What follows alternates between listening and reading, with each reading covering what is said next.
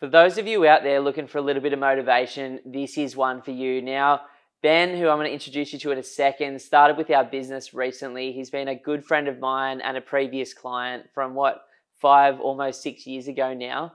Now, the reason Ben's on today is because since 2012, him and his partner Nikki have bought literally 7 properties. He's in an incredible position at a super young age. So today I'm going to pick his brain and we're going to have a bit of a laugh about some of the things that he's learnt, some of the mistakes he's made, and some of the ideas he's got so that you can make better decisions moving forward.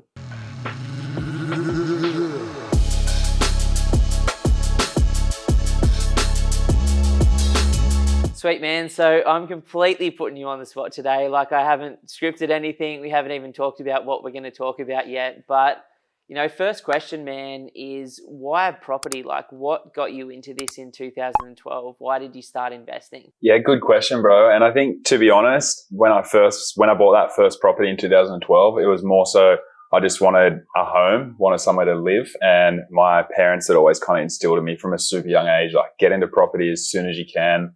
And that wasn't even from an investing standpoint. It was more so just shelter, really. Just get a roof over your head, get in there, start paying it off, and eventually you've just got this asset that you own and somewhere to live debt-free, hopefully, in the future. So that first purchase, I suppose, wasn't really with the view for property investment as such. It's just an asset to have and live in. And yeah, it kind of just built from there. Sweet, man. So you bought this place to live.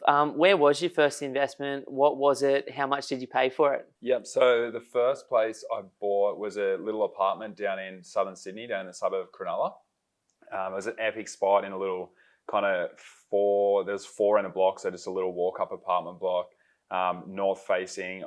You could see the beach from the veranda. Like, all of these things that, like, moving forward, as I've learnt more about asset selection and that type of thing, has been like, we're just super lucky to get into that property. But at the time, I was just like, yeah, this is an epic little apartment. Like, I could live here. And we were lucky enough to secure that for $520,000 in 2012, which at the time felt like a lot of money. Like, that was a big stretch for myself after saving the deposit for years and kind of jumping into that. So I was pretty stressed about it, about how I was ever going to kind of pay that sort of mortgage off. But yeah, that's what we jumped into, and it's been a good decision. Sick, bro. And so you've got your first place, I think, what's that, 25, 26 years of age, 10 years ago from now? Yep, 25, yeah. Yeah, wow. And then you've obviously got to a point where you're like, okay, I've got a roof over my head. What made you go to the next property and then the one after that? Like, what did that decision process look like? So what I think happened was, it was a bit of a combination of starting to go down this path of personal development, a little bit more intentionally, I suppose. Previously, I just kind of worked and saved and wanted to get in a property. Like I said, my parents had kind of instilled it into me. And then when I kind of got secure there and I realized I had this big mortgage, I'm like, all right, how am I going to handle this? How am I going to control this moving forward? And started to go down the personal development type phase, specifically into finances and that type of thing. And started learning come across property investment through books like Rich Dad, Poor Dad, which I know sounds super cliche, but I think everyone around our age group just has read that book, and it's been life-changing for most. So I suppose I kind of stumbled upon property investing, and it resonated with me because obviously buying that first property, just having that tangible feel as well, that kind of touch it, feel it, see it type thing. And just a way that I thought that I could get to initially the goal of just paying off my mortgage faster. Mm-hmm. And that's what kind of sparked the initial interest in property. So were you thinking, if I buy a place, hold it for a while and then sell it down, I can pay off my unit at Cronulla first? Or were you thinking already at that point, hey, this could be a passive income stream or a wealth creation thing longer term? Yeah, I think initially, like in the first place, it was just more so, let's get another investment property and eventually I'll be able to sell that down and pay off the place that I'm living in. I was kind of really just tunnel vision or obsessed with how I was going to pay the mortgage off that I'd just taken on in this place. It was kind of scary just to have that looming over my head. So that was kind of the initial thought there when I started going down that road. I remember my first mortgage, and I was so scared of debt because, like, my parents were like, debt's bad, You know what I mean? And it's like, you got to pay this stuff off. And I'd had 15 grand cash in the bank. This was the good old days when you could put a 2.5% deposit down and the government would pay your lender's mortgage insurance and stamp duty as a first timer. How good. And so I just freaked out, and I had to actually hide the like home loan account, because every time I was on the beers with the boys, I'd look at it and I'd have a panic attack. Take yourself home. Yeah. So or just have another 10 beers or whatever you do at like 20 years of age.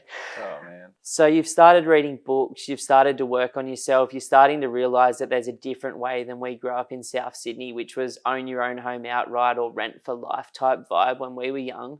What really connected the dots to go, okay, I'm now going to become a property investor. I'm going to sharpen my skills. I'm going to really double down on this one asset class? Yeah, so as I mentioned, as I started kind of going down the road of learning about finances and financial freedom and that type of thing, what drilled it home for me with property was that, I think, that tangible feel of the asset, the look at it, touch it, feel it, drive past it type thing initially. And coming from a trade background as well, I suppose, of being quite hands-on around property and real estate, and then tied in, I guess, from my parents trying to instill in me from a young age to buy property. And like I mentioned earlier, that wasn't necessarily from an investment perspective, but just to have something to own and live in.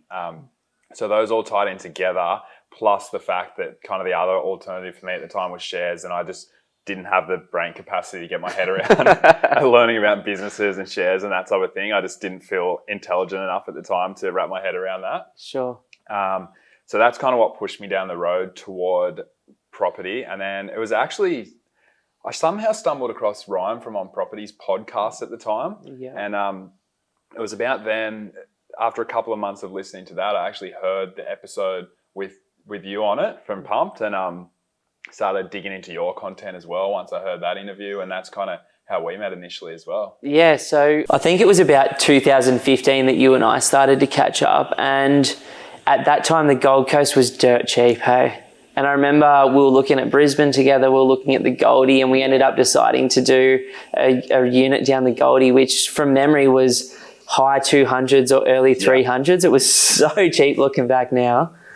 Yeah, man, it was. And we looked at a couple of properties in Brizzy as well, in some epic suburbs that, let's not talk about how I said I'm not missed out on that, but I just didn't quite have the budget to get into the areas we were looking in, unfortunately, after kind of pushing for a little while there. So then we moved towards the Gold Coast as well, and we ended up being successful on an apartment there, and it was an epic apartment in a sick spot. And again, that's not something I hold on to anymore, but looking back now, we can talk about that soon. I wish I had maybe held on to that as well. So that you live and you learn.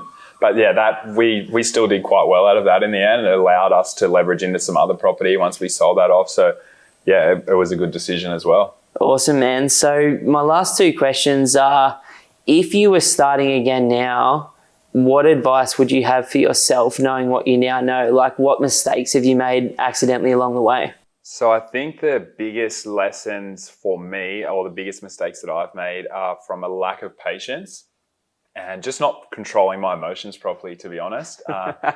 Just wanting to get things done too quickly, having a strategy, starting to go down that path, and then kind of that grass is always greener type mentality, and trying to pivot and jump to the next thing, or then having a mini freak out and pulling back. And it's just, so I honestly, it's almost doing too much in a funny way, I guess you could say. Too much of the wrong things, obviously, but just that lack of patience and controlling my emotions has probably been like the biggest challenge for me since I started.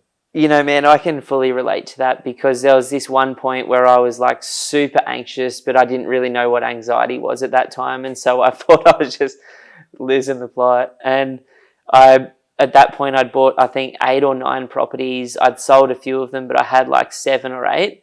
And then I just had this feeling at the wrong time of the cycle, because I didn't understand cycles then, that we're headed for a crash. Because you know how you can like find anything you want to see online? And I found like a deep hole for a couple of years.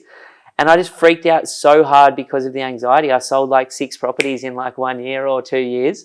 And I just look back now and I'm like, it was purely like me not managing my emotions at the time. Like, I was in a fine financial position. All of the properties were covering themselves, and it would have been cool. It's a huge lesson for those of you just getting started. Like when you're trying to do something that normally takes between the age of 20 and 70 to achieve, like 50 years to get free, and you want to do it like Ben and I wanted to do it. 5 years was the original goal, then 10, now it's 15, and I'm still trying to get there. But if you want to do it in 15 years, you're going to have so many personal challenges that come up, and so many times you look in the mirror and confront that fear. And I think, you know, just knowing that we've both struggled with that, and almost anyone that's at property 1 to 5 is going to go through that at some point too. Yeah, man, 100%. And I think that confirmation bias, like you say, is such a big thing, especially with the internet. You can literally find anything you want that is going on in your head to justify your decision. And whether that's the best thing for you or not, it's another thing. But I think just having getting super clear on your end goal is so important. Like I, for so long, just wanted to buy property because I just wanted to keep buying property, and it was cool. And I'm like, if I can just get to this much money or buy this car, and just have these like arbitrary goals that meant nothing, was I think one of the reasons why I was jumping around so much and keep switching strategy and that type of thing.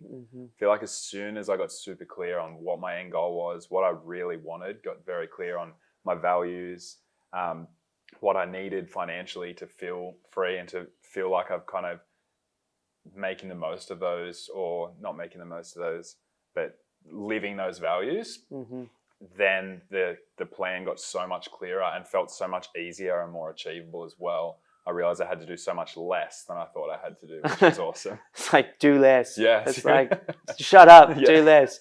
So what is the end goal for you and Nikki now, man? Like, what does success look like in your life 5, 10, 15 years from now? Yeah, so for us, it's just having the choices, like many people, I suppose, that go down this this path to financial freedom and property investing or whatever it is, it's going to get them there.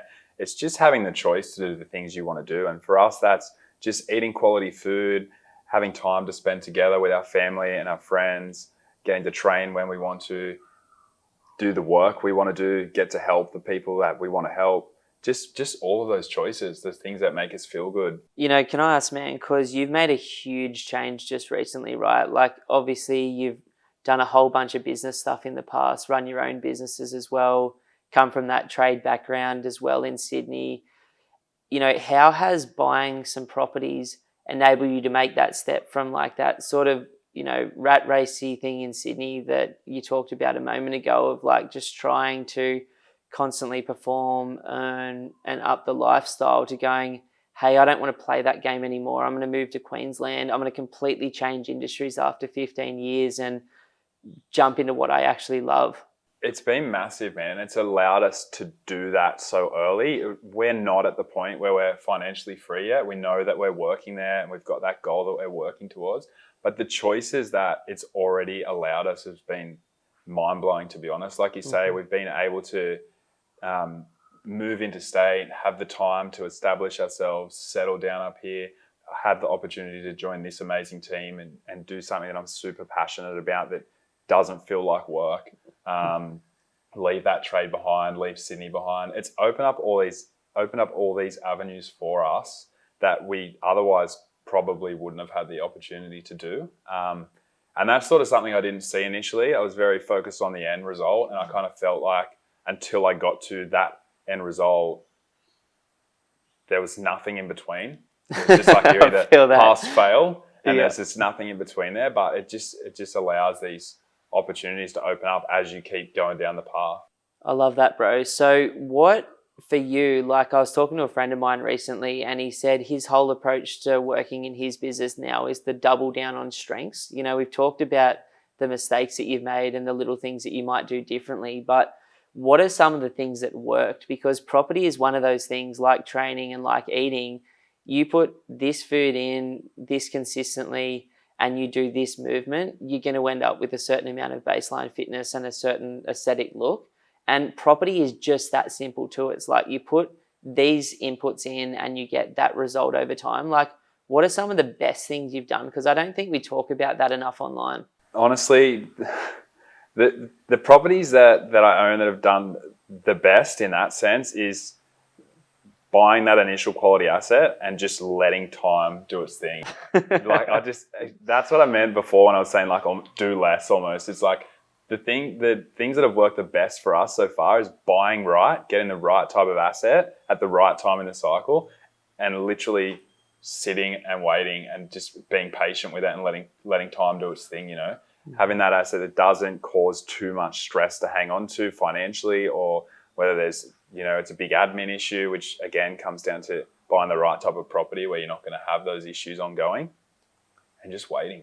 And it's almost too boring. It's almost like, can I do something now? And that's what I struggle with at the start. And of course you can get super active and maybe fast track the process, but I suppose that comes with its own kind of different risk sets as well. And it depends on your personality, whether you want to go down that path. But yeah, honestly, doing less has been kind of the best result. It's so funny you say that, man, because I had this young fella, Rick, come into our office the other day with his partner, and I was sitting down with him, and he reminded me so much of you and I, man, 10 years ago, which he's just guns blazing, ready to blow up the world and buy 3 properties now, and just absolutely loving it. And it was inspiring, because as you get further along this journey, you realize the fun is in the buying, but the buying is like 1% of what property investing is, and the rest of it is just being patient, taking your dollar that you earn and putting 50 cents of it into paying off the debt. Like, it's super slow and boring. And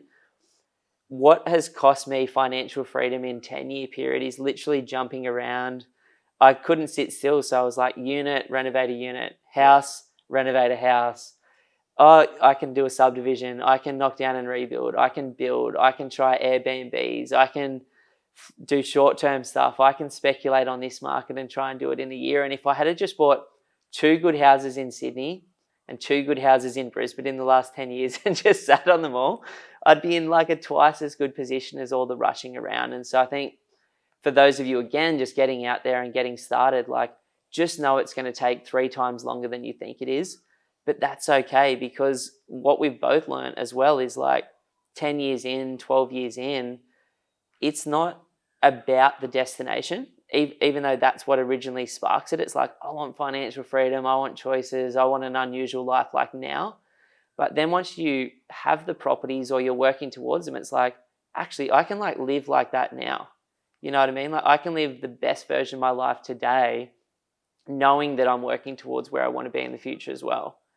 And I think that's been super powerful for me anyway. 100% agree, man. I think for personalities like ours and within the business, we see it a lot too. Like you say, legends that we get to work with, like Rick, who came in the other day, just so motivated to do so much, which is awesome. But it's almost like another full-time job that people are trying to take on. And I know, because I've tried to do it as well. So just putting it, like setting it up so it's just so easy, and then knowing, like, having that peace of mind in the back of your head that, like, it's unfolding how it's supposed to unfold. Just go about your life and just do the things you want to do, and it will open up those opportunities. Like, it's happened for me. I got to move up here, like I say, on the sunny coast, and just be part of this epic team as well. So, like, all of the things that I thought that I wanted to do once I get to financial freedom are coming to fruition way earlier than I'm actually going to achieve the financial freedom. I love that, bro. Like, I feel financially free, but my bank account doesn't show me that I am. That's a good way to describe it. I can see it, man. Like, I could see it. A friend of mine and I were surfing recently, Josho. He's such a good dude. And we're sitting in the surf, and he's like, dude, can you, like, because we live together, and, like, I was on Centrelink for like 4 years, living with him, surfing, just having fun. And I loved that stage of my life too. And he's like, at 24, dude, could you have imagined where you'd be at 36? I'm like, fucking oath I could see that shit. Like, I knew how my life was going to turn out, which was like helping people and having choices and getting to travel and spend time with my kids and train and doing work that I'm passionate about. You can't get to where you want to be without a vision of what that could look like. But what I didn't realize is I could also enjoy every step of the way. Like, same as you, like, probably 24 to honestly 32 is almost like a click year, like that movie Click. Like, I just was like so future focused and in the future all the time that I missed many moments in the present. Not because, like, as that Naval book that you bought me, which is so sick, by the way. Epic, yeah. But he's like, you can either be in the present or you could be in your head, choose. And I'm like, I choose to be in the present 95% of the time and then plan for my future in that 5% when I want to think about it, because there's no point having one foot in either place. It just doesn't serve you getting there fast, and it doesn't serve your headspace with anxiety either.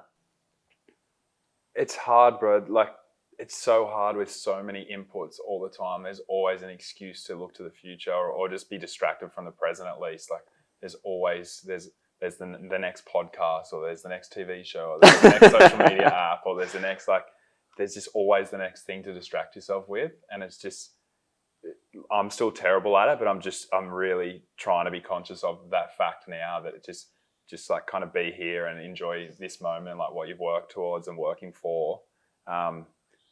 It's hard though, man. So hard, man. I was binge watching Love is Blind last night.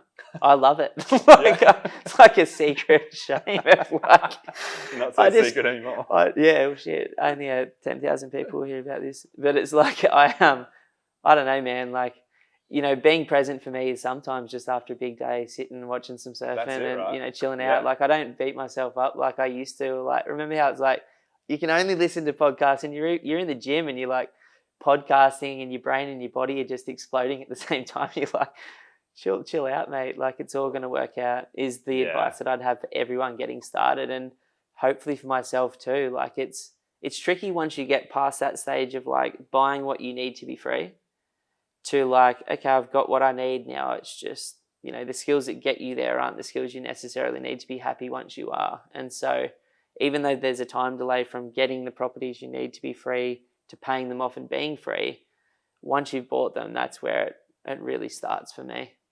100%, man. And like you say, it is a 15, 20-year process for most people. Like, I guess some people are lucky, or that, you know, some people can do it shorter, no doubt. But if you allow that 15 to 20 years that it's likely to take you, and you want to kind of just obsess over it every day, it feels long and it feels hard. And it just feels like you're never going to get there. But like, if you just do the buying, buy well, enjoy that buying process, and then just go back to living your life and doing the things that you enjoy doing, it's quick. You wake up one day and you go, oh wow, this property is worth this much, or I've got this much income coming in, or it's time to buy another one, or whatever the case may be, you know. And it just doesn't feel like such a grind. So interesting, man. Like, I remember watching that Secret documentary when I was like 24, and there was this bit where it's like most people are just there, just about to like shoot through, and it's like they just don't recognize how close we are to the top. Like, how many properties have you had where you've sat on them for 5 years, nothing, and then in 1 year it's gone up 100 or 200K, and you're like, I sold it last year. It's like, fuck. Far too many. Way Far too many. Too many. Yeah. It's but I think again it comes back to, if you know what you want and what you're working towards, that decision becomes way clearer. I was going to say earlier, there's Tim Ferriss talks about, he tells this story called The Brazilian Fisherman. Have you heard it? No. I'm not sure who the author is, and I'll butcher it. So look it up, just chuck it in Google, like Tim Ferriss, Brazilian Fisherman. It's an awesome read. It's just quick. It's just like a little parable. And essentially it's like this Brazilian fisherman cruises on a little island in Brazil, and he spends time in the morning with his family, just hanging out with his kids and that type of thing. And then kind of mid-morning, he jumps in his little fishing boat and he heads out, spends a few hours out at sea fishing, getting the catch for the day, comes in, sells it at the markets. He's kind of done by mid-arvo, goes back to just like playing guitar on the beach with his mates and just hanging out. And that's kind of his life day in, day out. And an American businessman comes along on holidays, gets chatting to this Brazilian fisherman. And he's like, why don't you work longer hours, go out there, earn enough money that you can buy another boat, employ someone to go out there, build up these boats. Then you could franchise the business model, and you could have all these people working for you and coming in and bringing all these like big hauls of fish in, selling it off at the markets. Then we could franchise it and expand to other islands. And he's just got this whole kind of business plan mapped out for him. Yeah. And the Brazilian fisherman's like, and then what? And then the businessman's like, well, then you can spend time with your wife and kids, and you can go out on the boat for a couple of hours, and you can come back early, and you can like play guitar and drink beers with your mates, and like just kind of explain back to him like his exact life that he was living like right now. And yeah, it made you really see, like, if you're not super kind of clear on your goals and what you enjoy and what you want to work towards, then it's so easy to just get trapped in the spiral of more all the And time. like the goal is just strong enough to keep pulling you through, and it's that Gatsby green light. It's just close enough to feel like it's going to change something once you get there. But what I've learned is it doesn't. And like owning that property outright or that home outright or whatever that big goal is for you that you think, I remember talking to one of my friends and she's like, when I paid off my home she paid it off at like 26, she's like, I was waiting to high five someone walking out the door that morning. And she's like, there was a postman, he didn't even look me in the eye type vibe. And it's like, she's like, I'm still waiting for someone to say like, well done, but it doesn't come. And I can't even tell anyone that I've done it because they're like, well, you're lucky or you just worked hard or whatever. It's interesting. I can really tell, where somebody's at based on, the language that they're using. And what I find is that most people that are just getting started, myself included, can only see growth because it's like, I'm here, I want to get there, and all I can see is forward.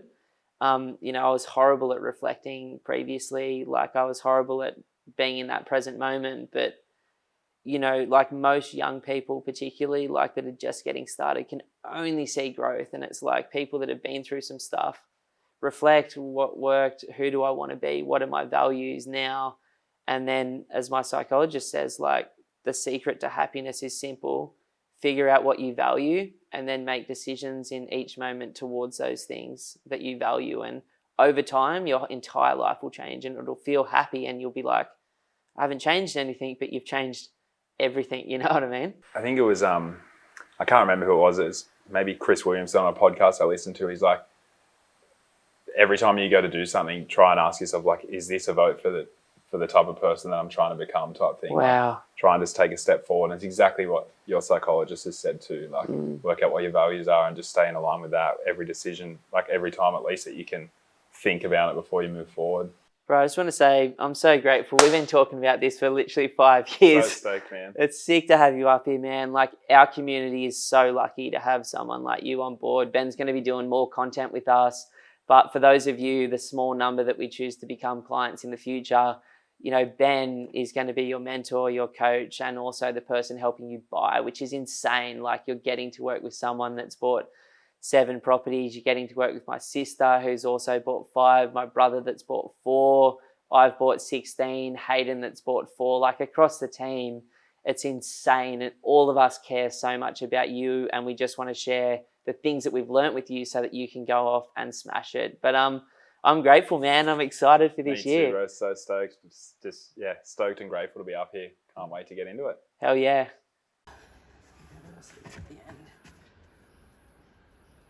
Woo!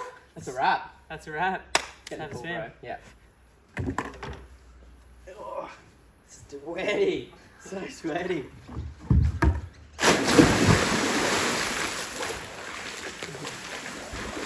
Oh, that's good. That's so nice. Eh? Oh.